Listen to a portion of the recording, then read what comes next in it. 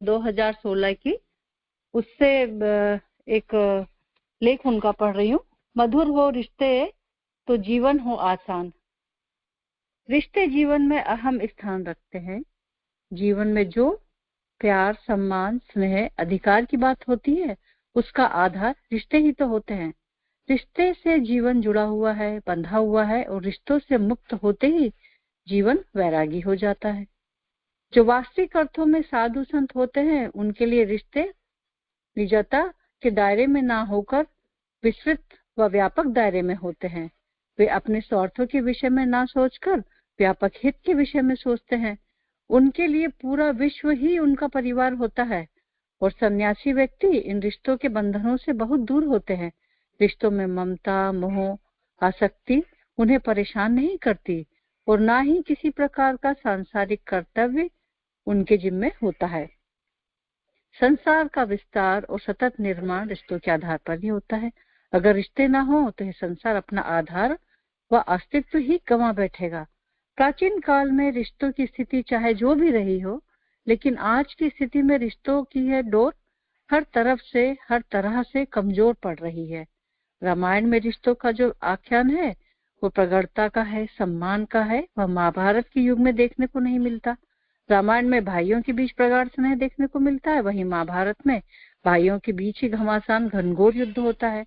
रामायण में युद्ध मनुष्य रूप में भगवान श्री राम व राक्षस राज रावण के बीच में होता है, और वह भी इसलिए क्योंकि रावण ने श्री राम की भार्या को छल करके हरण किया था, और उसके इस कार्य के लिए उन्हें दंड तो मिलना ही था। माता सीता को रावण के चंगुल से आजाद कराना जरूरी व उपयुक्त था, इसलिए तब उस समय युद्ध हुआ। इसके विपरीत महाभारत के युद्ध में राज्य पर एकाधिकार के लिए हुआ था। एक तरफ पांडु पुत्र थे तो दूसरी तरफ धृतराष्ट्र के 100 पुत्र थे।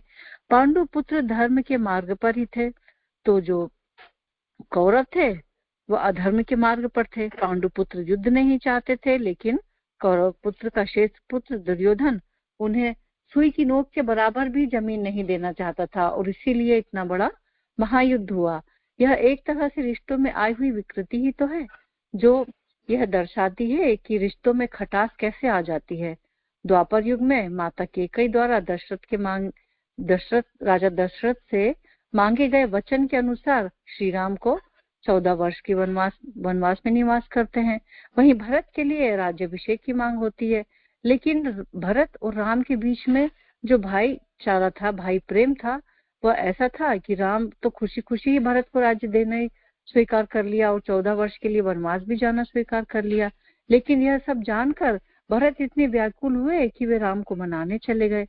उन्हें वापस अयोध्या लाने के लिए वन में पैदल ही चले जाते हैं, और उनके वापस ना आने पर भाई राम की चरण पादुकाओं को राजगद्दी में रखकर राज्य का भार संभालते हैं, और पूरे 14 वर्ष तक वह उसी तरह के तपस्वी जीवन व्यतीत करना ही स्वीकार करते हैं जैसे कि उनके बड़े भाई राम वन में कर रहे थे। एक तरफ महाभारत का दृश्य है तो दूसरी तरफ रामायण का दृश्य है। महाभारत में एक ही वंश के 2 भाइयों के पुत्रों के बीच राज्य प्राप्ति के लिए वे मनस्य, द्वेष, ईर्ष्या, घृणा आदि के भाव है। वही रामायण में एक ही वंश के भाइयों के बीच में अपार प्रेम, संवेदना, श्रद्धा, निष्ठा, त्याग, समर्पण देखने को मिलता है। यदि आज के समय में देखें तो रिश्तों की यह स्थिति महाभारत के परिदृश्य की स्थिति से भी ज्यादा विकृत हो गई है। आज के दौर में हर रिश्ता दांव पर लगा हुआ है, तनाव के दौर से गुजर रहा है। महाभारत के दौर में भाइयों के बीच केवल वैमनस्य था और बाकी अन्य रिश्तों के बीच में सम्मान का भाव था। माता पिता, पति पत्नी, गुरु शिष्य, मामा भांजे, चाचा भतीजे, बुआ आदि के रिश्ते भली प्रकार से निभाए जाते थे। इन रिश्तों में एक दूसरे के प्रति एक विश्वास था, मन में सम्मान था। कोई भी इन रिश्तों का अनादर नहीं करता था, जबकि आज के समय में लगभग हर रिश्ता अविश्वास के दौर से गुजर रहा है। यही कारण है कि किसी भी तरह के रिश्तों में प्रगाढ़ता, गहराई और सामंजस्य नहीं है। इसे काल का विधान ही तो कहेंगे, प्रकृति की विकृति या फिर समय का फेर। जीवन के हर क्षेत्र में प्रदूषण बढ़ने के साथ हमारे रिश्तों में भी प्रदूषण की एक तरह से बाढ़ आ गई है, जिसमें विकृतियों का उफान है।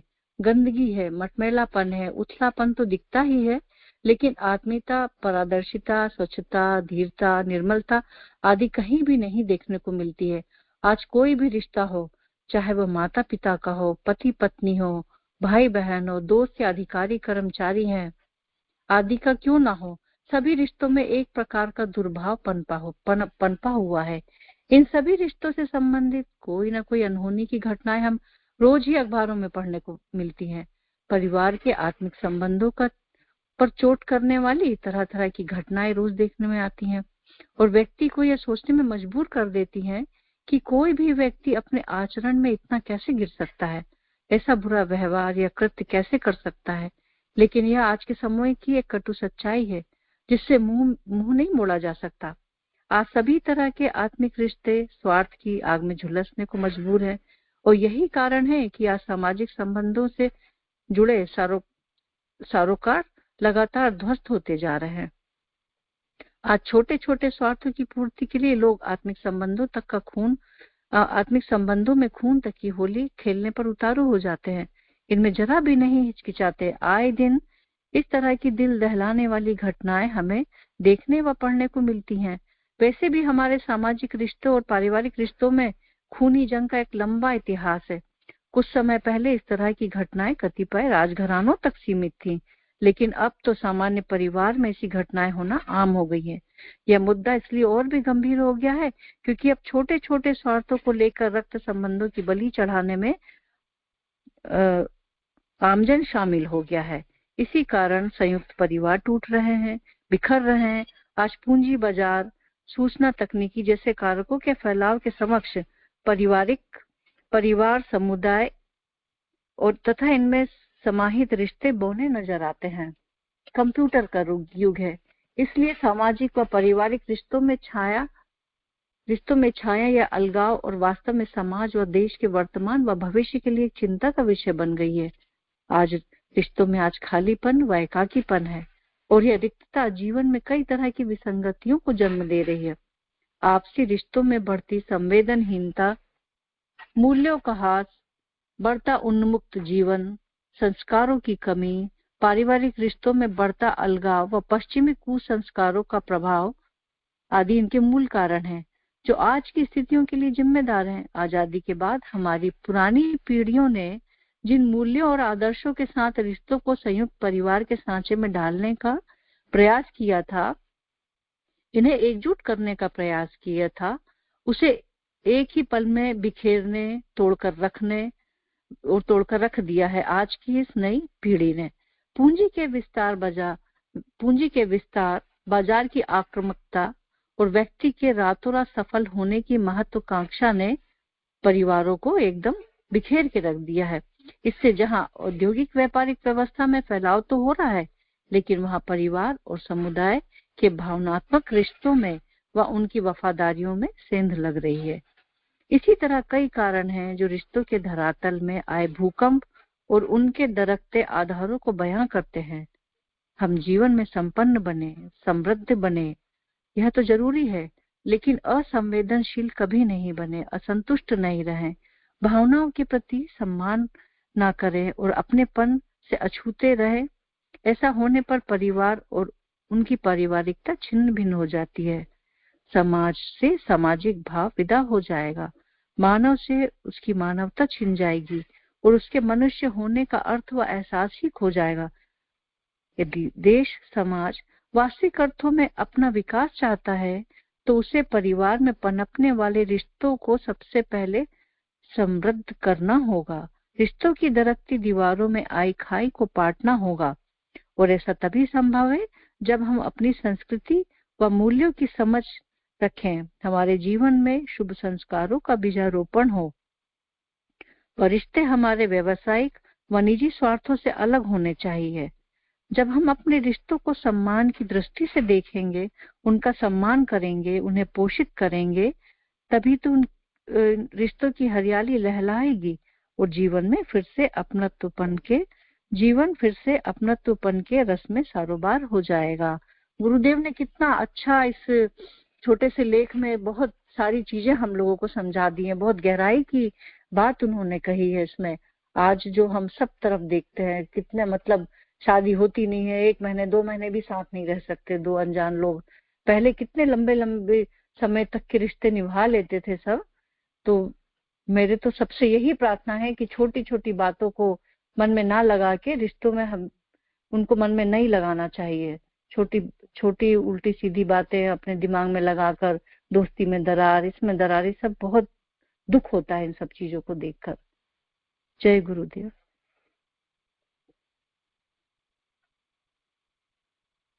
बहुत बहुत धन्यवाद पूर्णिमा दीदी, बहुत अच्छा बोला और बहुत सही बताया आपने कि लाइफ में रिलेशनशिप और एक बॉन्डिंग होना बहुत जरूरी है। इस चीज का इम्पोर्टेंस तब पता चलता है ना, जब इंसान लाइफ के सबसे लास्ट स्टेज में होता है। तो ऐसा देखा गया है कि उसको किसी से भी कोई शिकायत नहीं होती।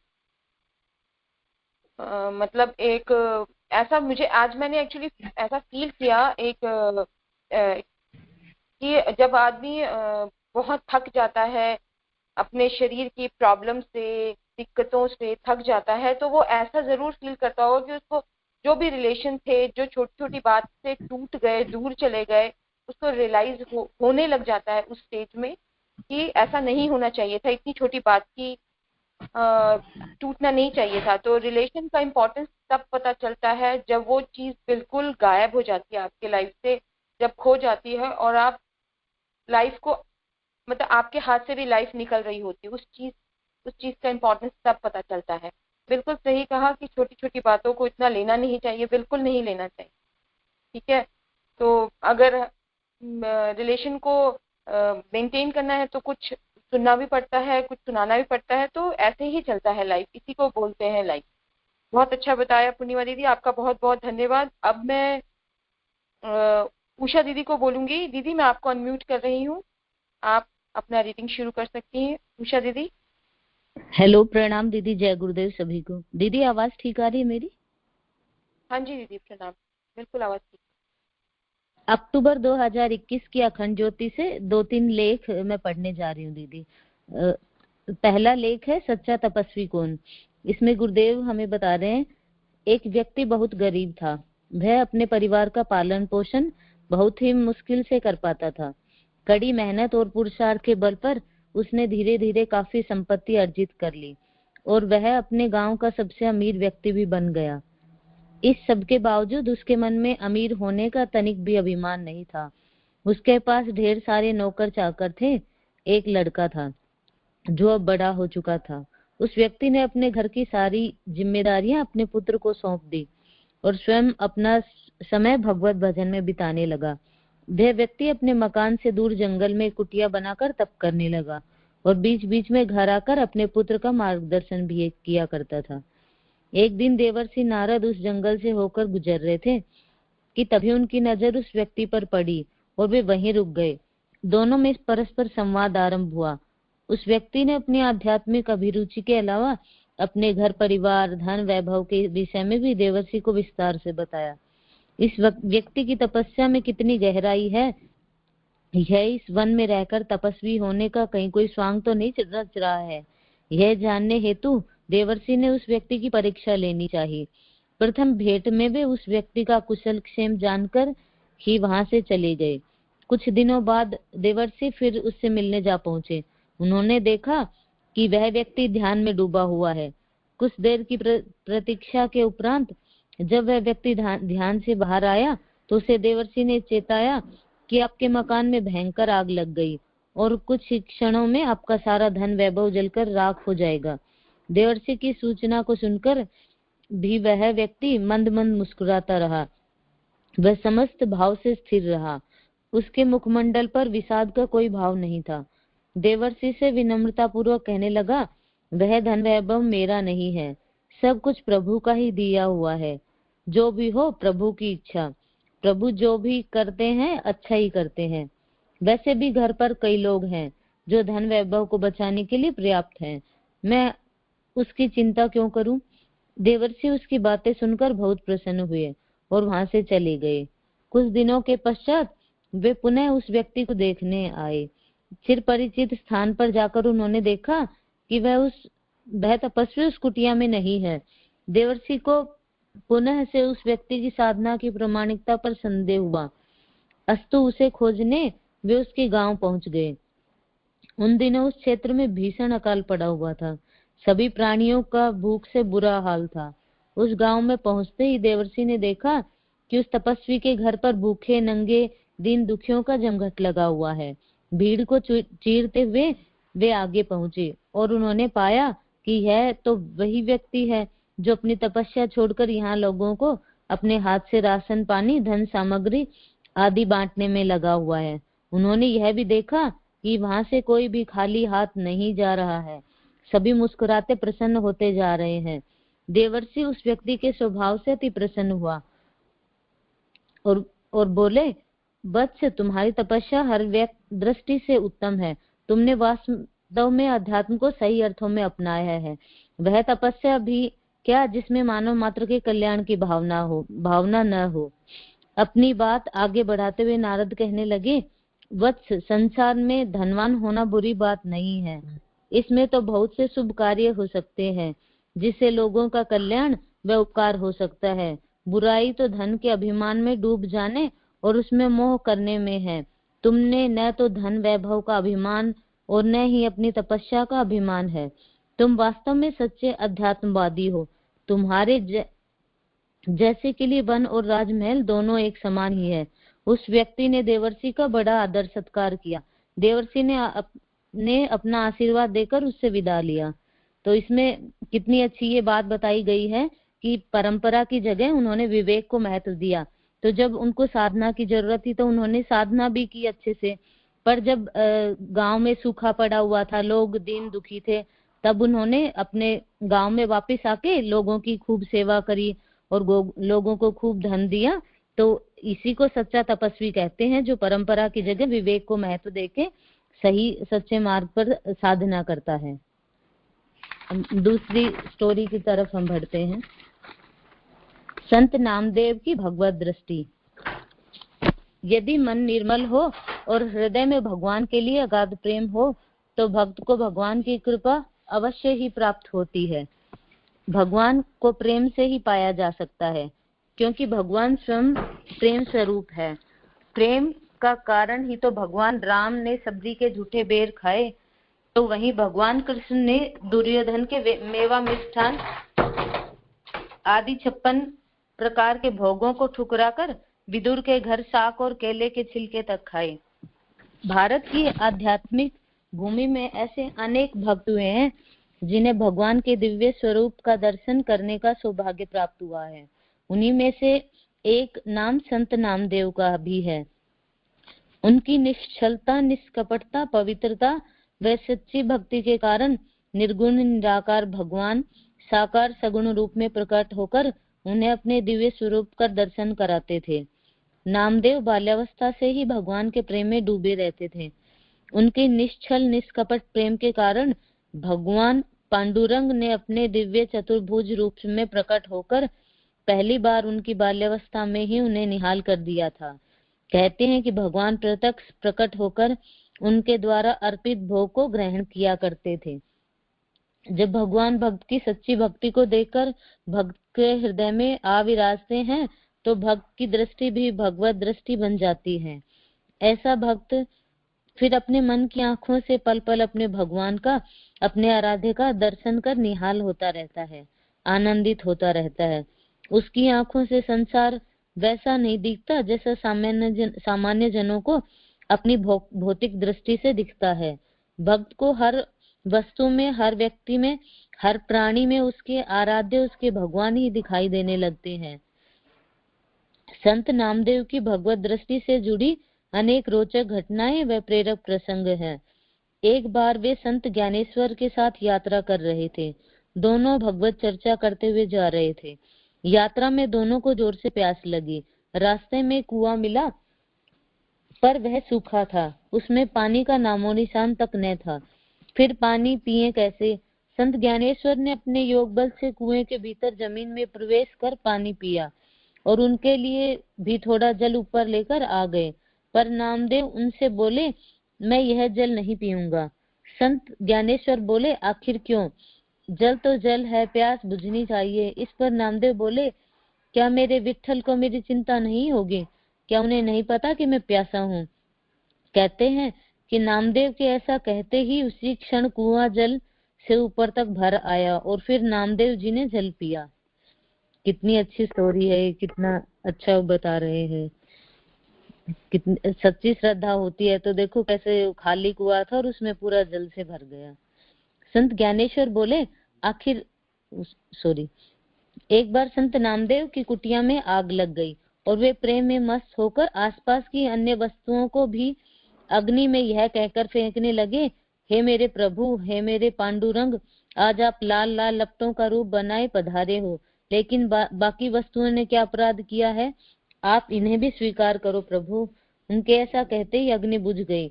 अग्नि की उठती हुई लपटों में भी उनके पांडुरंग ही नजर आए। एक बार नामदेव रोटी बना रहे थे कि तभी एक कुत्ता वहां से आया और उनके पास रखी रोटियां उठाकर वहां से भाग निकला। यह देखकर नामदेव अपने हाथ में घी का कटोरा लिए उस कुत्ते के पीछे दौड़े। वे भागते हुए प्रेम में विहल होकर कहते जा रहे थे, हे मेरे प्रभु, हे मेरे पांडुरंग, आपने तो जो रोटियां ली हैं उसमें मैंने अभी घी तो चुपड़ा ही नहीं है। हे प्रभु, वे रोटियां सूखी हैं, मुझे उन रोटियों में घी तो लगा लेने दीजिए, मुझे घी तो चुपड़ लेने दीजिए मेरे प्रभु, फिर भोग लगाइएगा। संत नामदेव भगवत प्रेम में इतने भाव विविल हो गए कि उन्हें उस भागते हुए कुत्ते में भी अपने पांडुरंग दिखाई पड़ते थे। कहते हैं कि नामदेव को ऐसी परम भक्ति को देखकर पांडुरंग भगवान ने कुत्ते का रूप त्याग कर अपने वास्तविक स्वरूप को धारण किया एवं शंख चक्र गदा आदि धारण किए अपने चतुर्भुज रूप में प्रकट हो गए। ऐसी अनेकानेक घटनाएं हैं जिनसे संत नामदेव की प्रभु भक्ति, भगवत भक्ति व सर्वत्र भगवत दृष्टि दृष्टिगोचर होती है। उनका जीवन सचमुच अमृत का वह निरंतर बहता हुआ झरना है जिसमें डूबकर हम स्वयं के लिए भी भगवत कृपा, भगवत दर्शन का मार्ग प्रशस्त कर सकते हैं। यदि साधना सच्ची हो तो भगवान में अटूट श्रद्धा और विश्वास हो, मन निर्मल हो और हृदय सरोवर प्रेम से लबालब भर आया हो तो प्रभु के हृदय में भगवान प्रकट हो ही जाते हैं। वे विभिन्न रूपों में उसे निहाल करते ही रहते हैं। भगवान अंतर्यामी है, इसीलिए वे हमारे अंतस की निर्मलता, पवित्रता को देखते हैं। भगवान सर्वव्यापी है, इसीलिए भक्त की पात्रता को देखकर कहीं भी प्रकट हो जाते हैं। भगवान सर्वज्ञ है, इसीलिए वे हमारे गुण दोष, अच्छे बुरे सभी कर्मों को जानते हैं। भगवान से कुछ भी न तो छिपा है और न ही उनसे कुछ छिपाया जा सकता है। भगवान को चतुराई या चपलता से नहीं वरन निर्मलता, पवित्रता व प्रेम से ही रिझाया जा सकता है। भगवान निर्गुण निराकार है, पर भक्त के प्रेम के वश होकर वे प्रकट होते हैं। भगवान अव्यक्त हैं, पर भक्त के प्रेम में व्यक्त भी हो सकते हैं। भगवान भक्त वत्सल हैं, इसीलिए वे भक्त की पुकार सुनते अवश्य हैं। वे अपने भक्त पर कृपा अवश्य ही करते हैं। वे भक्त के ऊपर अपना अनुदान, अनुग्रह अवश्य बरसाते हैं। अस्तु, यदि साधना करनी ही है तो हम सच्ची साधना क्यों न करें? यदि भक्ति करनी ही है तो सच्ची भगवत भक्ति क्यों न करें? सच्ची गुरु भक्ति क्यों न करें? अपने मन की मलिनता को मिटाकर और मन की निर्मलता को पाकर हम भगवत दर्शन, भगवत कृपा व भगवत प्रेम के पात्र क्यों न बने? संत नामदेव के जीवन से ये सूत्र हमें अवश्य अपनाने चाहिए। कितना अच्छा है भगवान नामदेव का कि उन्हें कैसे ईश्वर भक्ति प्राप्त हो गई। हमें भी सच्चे मन से, सच्चे श्रद्धा भाव से भक्ति करनी चाहिए। एक और लेख है, प्रकृति की पाठशाला में विद्यार्जन। मंद शीतल सलिल हवाओं के झोंके मन को आनंदित कर देने वाले थे। प्राकृतिक हरितिमा से आच्छादित सरोवर के निकट फैली वृक्ष लताएं अपनी उमंग भरी पुलकन को झूम झूम कर अभिव्यक्त करती दिख रही थी। संपूर्ण क्षेत्र ऐसा प्रतीत हो रहा था मानो वह किसी उत्सव की भागीदारी में लीन हो गया हो। वसंत ऋतु का समय था। महर्षि जरत्कारु अपने गुरुकुल के निकट स्थित सरोवर के तट पर शिष्यों को संबोधित करते हुए कह रहे थे कि क्या तुमने कभी प्रकृति का दर्शन किया है? शिष्य मंडली में कुछ ने हाँ कहा तो कुछ प्रश्न की विचित्रता को देखकर कश्मकश में पड़ गए। शिष्यों के मानसिक मंथन को देखकर महर्षि ने उन सभी से अपने अपने निजी अनुभवों को व्यक्त करने का संकेत दिया। अभिव्यक्तियों के प्रस्तुतिकरण के क्रम में लगभग सभी ने स्थूल प्राकृतिक सौंदर्य की सामान्य सी व्याख्या की। इस क्रम के पूरा हो जाने के उपरांत शिष्यों का ध्यान महर्षि की ओर आकर्षित हुआ। महर्षि को उन्होंने बड़ी ही विचित्र अवस्था में पाया, मानो वे उसी क्षण प्रकृति को निहारते हुए उसके वास्तविक स्वरूप का दर्शन कर रहे हों।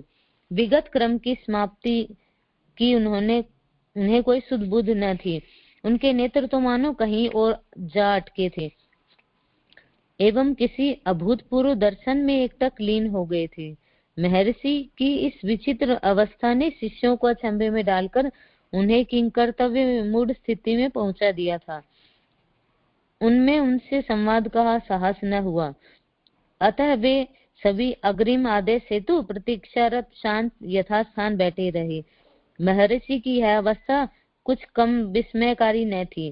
तभी कुछ ही क्षण बीते होंगे कि महर्षि के नेत्रों से आनंद स्वरूप अश्रु झरने लगे। अश्रुओं से अभिपूरित महर्षि के तेजस्वी मुखमंडल को देखकर यह अनुमान लगा पाना सहज ही था कि सामयिक भाव कृतज्ञता के हैं, जो आनंद की पूर्णता के भी आगे निकल जाने पर नेत्रों के बाहर की ओर छलक आए थे। भाव की इस दुर्लभ अवस्था को प्रत्यक्ष देख सभी शिष्यों में आनंद का संचार होने लगा एवं वे सभी स्वयं को धन्य अनुभव कर भाव विभोर हो रहे थे।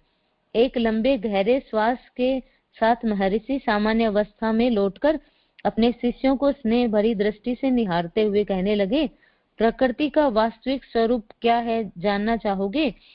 शिष्यों में उत्तर को जानने की व्याग्रता थी। महर्षि शिष्यों को संबोधित करते हुए बोले, प्रकृति अपने वास्तविक स्वरूप में माता के समान है, जो सृष्टि के समस्त प्राणियों की उत्पत्ति से लेकर उनके पालन पोषण के संपूर्ण भार का वहन स्वयं करती है। महर्षि आगे बोले, प्रकृति के दर्शन की अभिव्यक्ति कदाचित संभव नहीं।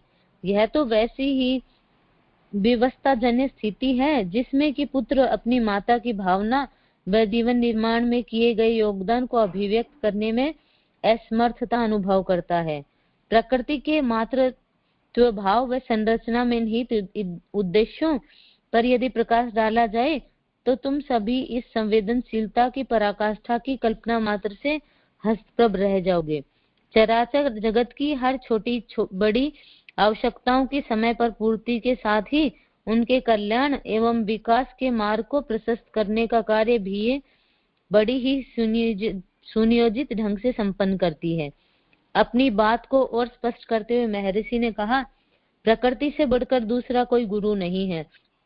व्यवहार जगत के शिक्षण में जितना महान योगदान प्रकृति का होता है उतना किसी और का नहीं। वे आगे बोले, जीवन के विभिन्न खट्टे मीठे अनुभवों एवं साथ ही घटित होने वाले उतार चढ़ाव के पीछे भी प्रकृति के प्रशिक्षण से संबंधित उच्च उद्देश्य की निहित होता है, जिसके द्वारा हम जीव के विभिन्न आयामों को प्रकाशित करते हैं, उसकी पूर्णता का मार्ग प्रशस्त करते हैं। प्रातःकालीन सत्र की इस विशेष प्रेरणा के साथ शिष्यों ने आश्रम की ओर प्रस्थान किया। कृतज्ञ हो वे सभी शांत भाव से गंतव्य की ओर बढ़ रहे थे।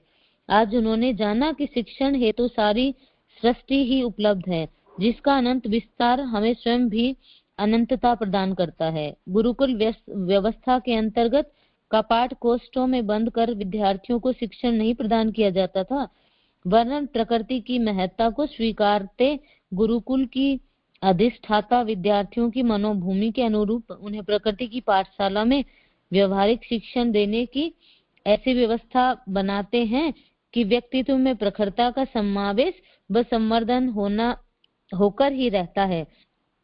उस दिन उनके उस उद्बोधन के क्रम ने उनके गुरुकुल में पढ़ रहे एक छात्र विद्रुद्ध को विशेष रूप से प्रभावित किया। उसने महर्षि से प्रार्थना की कि वे उसको यह अनुमति दें कि वह प्रकृति की पाठशाला में घूमते हुए जीवन के सत्य का ज्ञान अर्जन करें।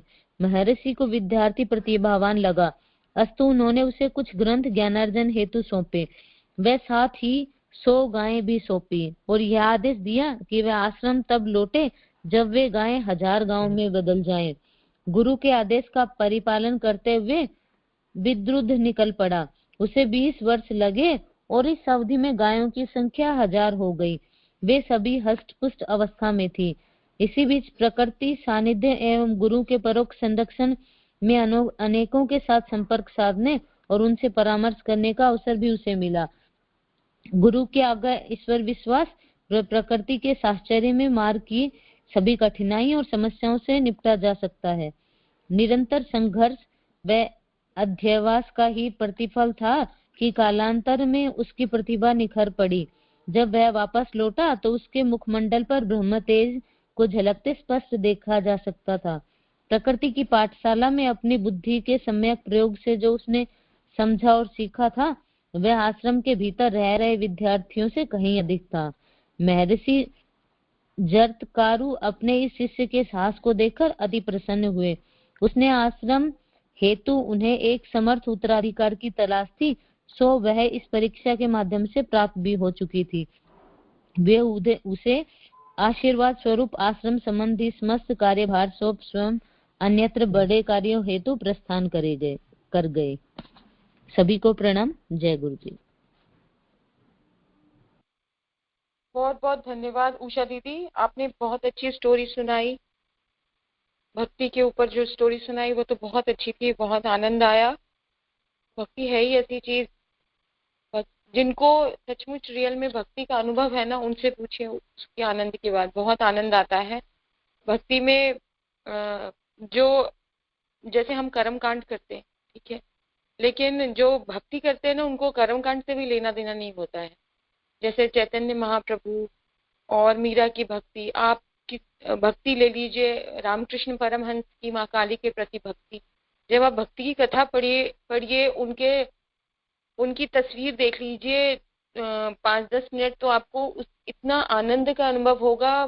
मतलब उनका ऑरा एक तस्वीर से ही भी आपको टच कर जाएगा।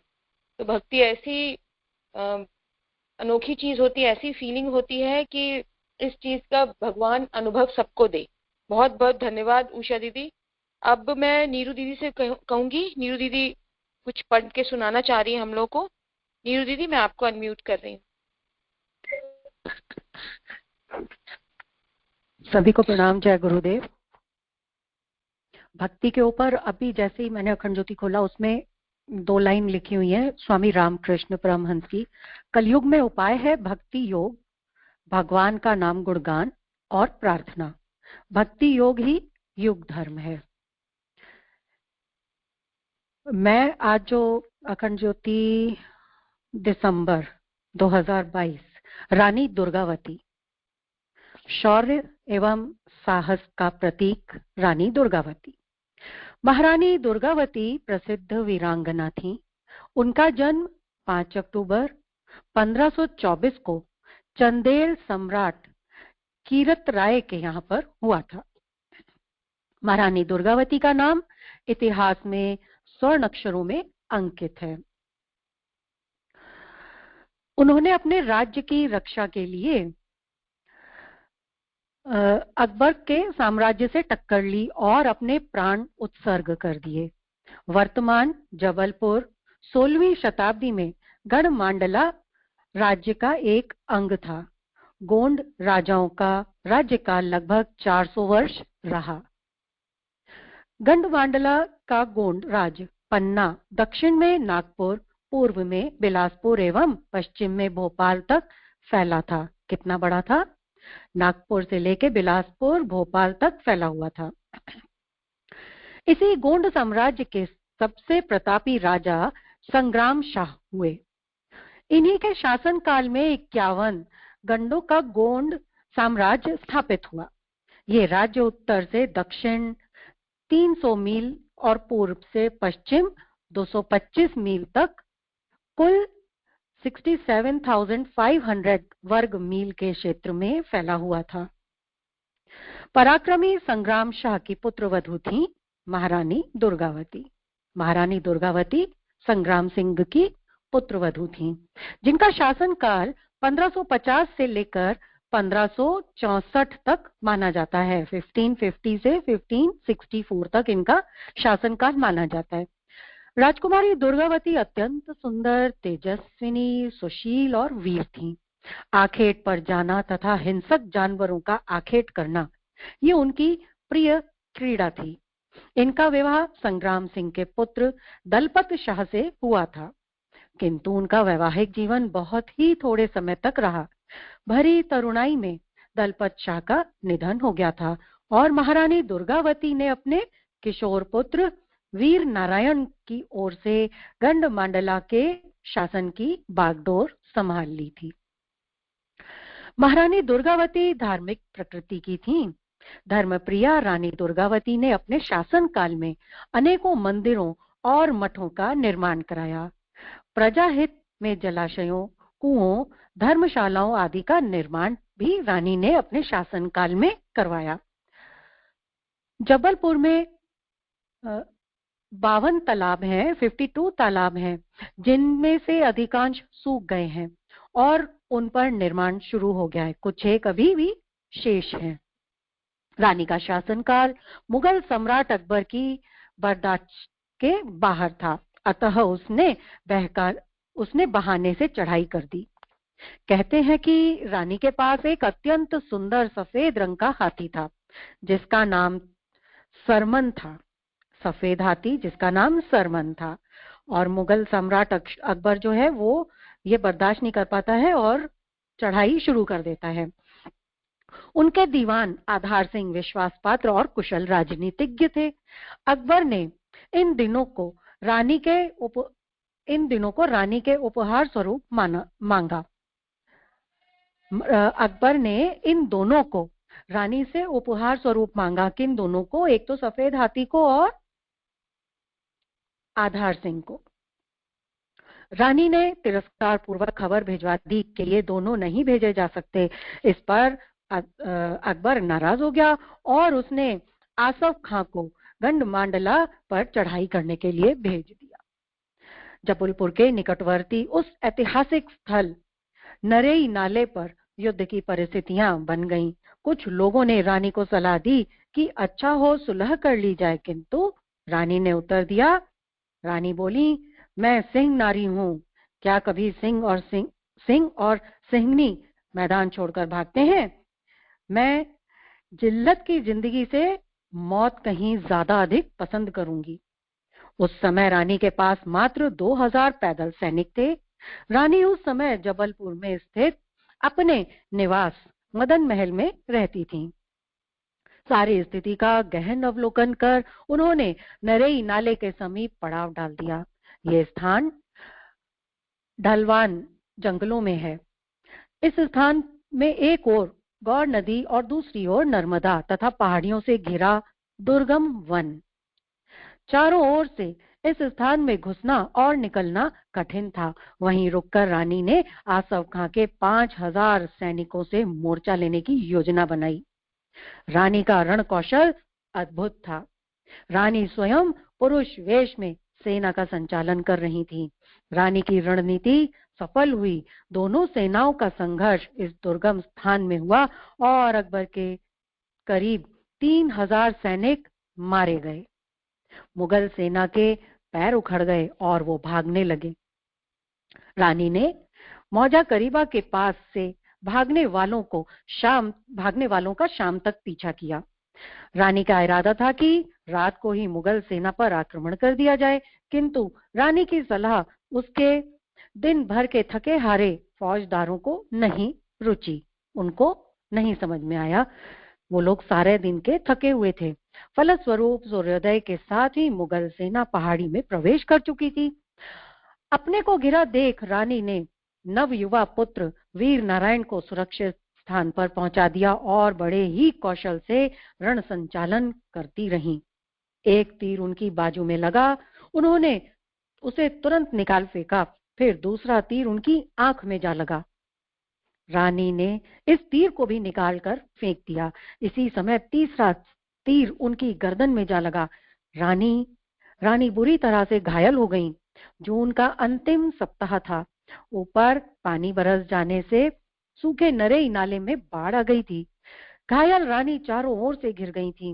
इस स्थिति में उन्होंने आधार सिंह का खंजर छीन अपनी छाती में भोंक लिया। जबलपुर कैंट के निकटवर्ती नरेई नाले का ये युद्ध 23 और 24 जून को लड़ा गया। 24 जून को रानी ने जीवन लीला समाप्त की और इसके साथ ही गंडमांडला में कोंड राज्य का सूर्य अस्त हो गया। अकबर को गंडमांडला विजय से अपार संपदा एवं संपत्ति प्राप्त हुई। रानी की पराजय एक ऐतिहासिक महत्व को निरूपित करते हुए स्वर्गीय राम भरोसे अग्रवाल ने लिखा है कि गोंडवाना के पराभव के पश्चात लड़खड़ाते मुगल साम्राज्य को संबल मिल गया। गंडमांडला राज्य के धन को पाकर अकबर ने 3 वर्ष में ही चित्तौड़ का विनाश कर दिया। रानी दुर्गावती की पराजय ने उखड़ते हुए मुगल साम्राज्य की नींव जमा दी। जबलपुर से लगभग 12-13 मील दूर बरेला के पास आज भी महारानी की समाधि है, जहां प्रत्येक श्रद्धालु 2 पत्थर या फूल चढ़ाकर अपनी श्रद्धांजलि अर्पित करते हैं। आजादी के बाद वहां महारानी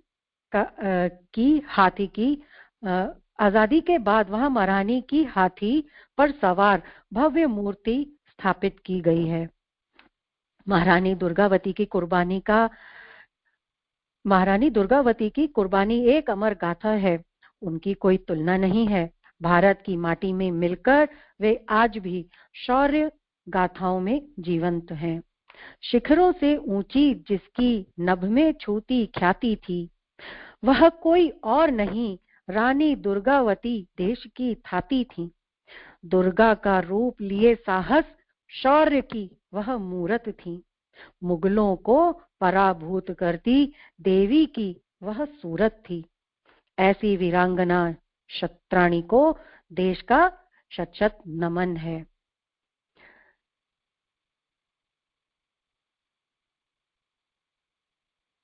बहुत अच्छा, बहुत बहुत धन्यवाद नीरू दीदी, आपने बहुत इंस्पायरिंग स्टोरी सुनाई, बहुत अच्छा बताया आपने। अब मैं आहुतियों का कार्यक्रम करूंगी।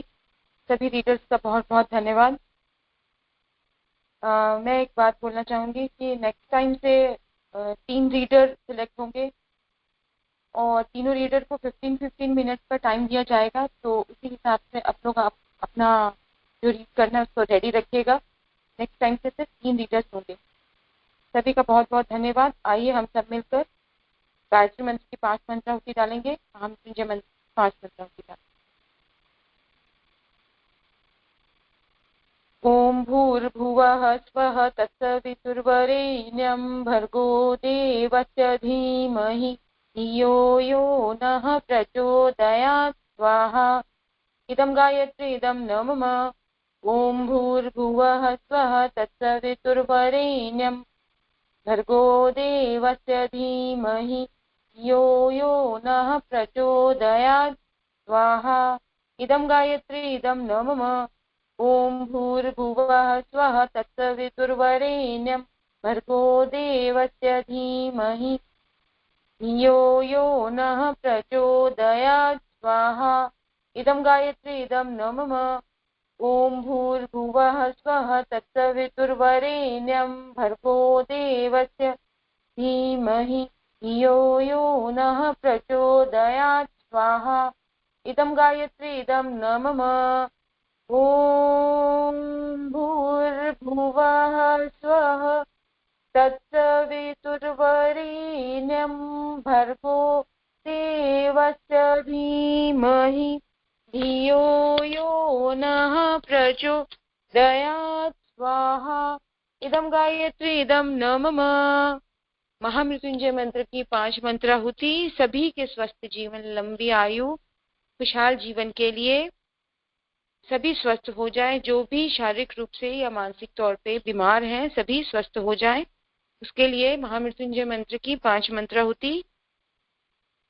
ओम त्र्यंबकं यजामहे सुगंधिं पुष्टिवर्धनम् उर्वारुकमिव वंदनान् मृत्योर्मोक्षेमामृतात् स्वाहा। इदं महामृत्युंजय इदं न मम।